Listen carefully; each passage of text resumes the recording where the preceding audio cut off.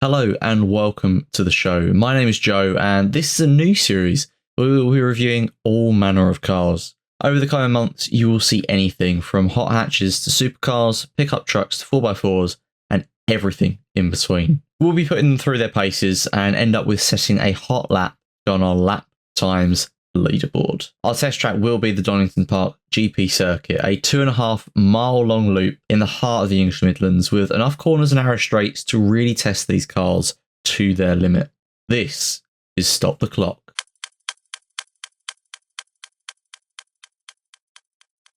The original Fiat 500 was released in 1957 and at 117 inches long and 52 inches wide, it is considered as one of the first purpose-designed city cars. And the source of its name actually comes from in there. Originally built with a 500cc two-cylinder engine that only produced 13 horsepower. Now over the 18 years that Fiat produced the Fiat 500, over 3.8 million, that's million cars were sold. 32 years later, to mark its 50th anniversary in 2007, Fiat decided to bring it back.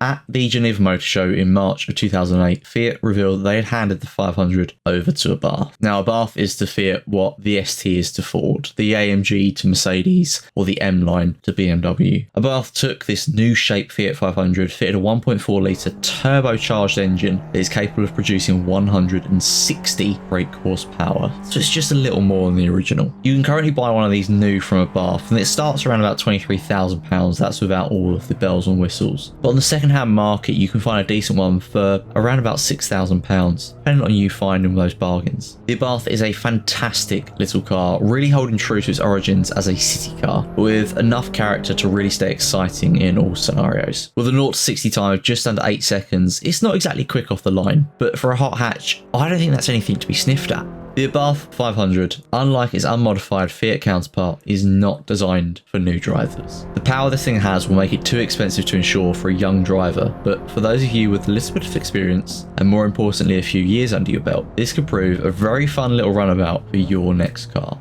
Now, as we said at the start, every car that we review will set a lap around Donington Park. With nothing to compare it against, the little Abarth 500 is going to set our first lap time and the benchmark that we're going to be comparing against. With no tame racing driver to rely on, it fell to me to set our hot lap. And there is the Fiat, and we're away. Let's not forget that 0 to 60 time of 8 seconds as we head away from the starting line, heading up towards Redgate. I'm going to try and carry some of the speed into this, but it's a fairly tight corner, having to lose a little bit of speed there as we go through. Trying to stick on the track.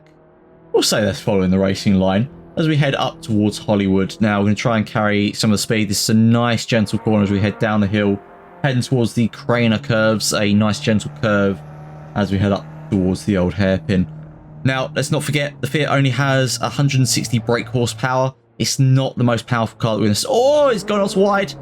My God, cannot hold himself outside of the old hairpin there, heading up towards Starkey's Bridge. Just gone through that there, actually, heading up towards the Schwantz curve and then McLean's. Now, we're going to have to bleed off a little bit of the speed into McLean's. As I said there, 160 brake horsepower, turbocharged engine, but it's not the most powerful engine we have. It's going to be pretty slow compared to some of the other cars we send around here. Heading up the hill, up towards Coppice here. Oh, God. Wow, that is wide. He has binned it there.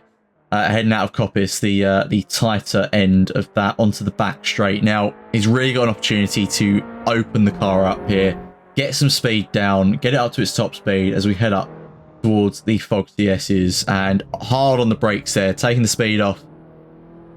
Nice and clean through there. Lovely job. Now we've got a nice long straight here up towards the Melbourne hairpin, which is...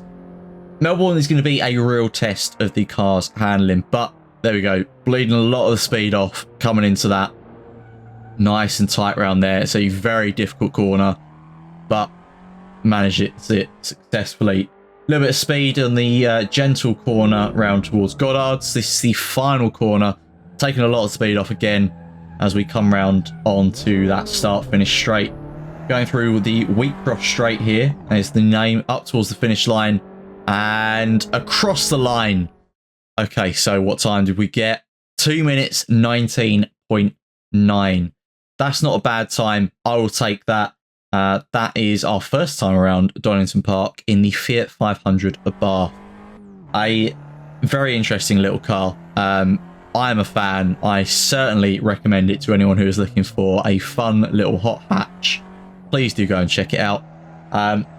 We will be back next month with a Mercedes, a supercar. But you'll have to watch this space to find out a little bit more about what car and what we have to say about it. Thank you very much for joining me. This has been Stop the Clock. My name is Joe. I hope to see you next time. Have a wonderful evening. Take care of yourselves. Good night.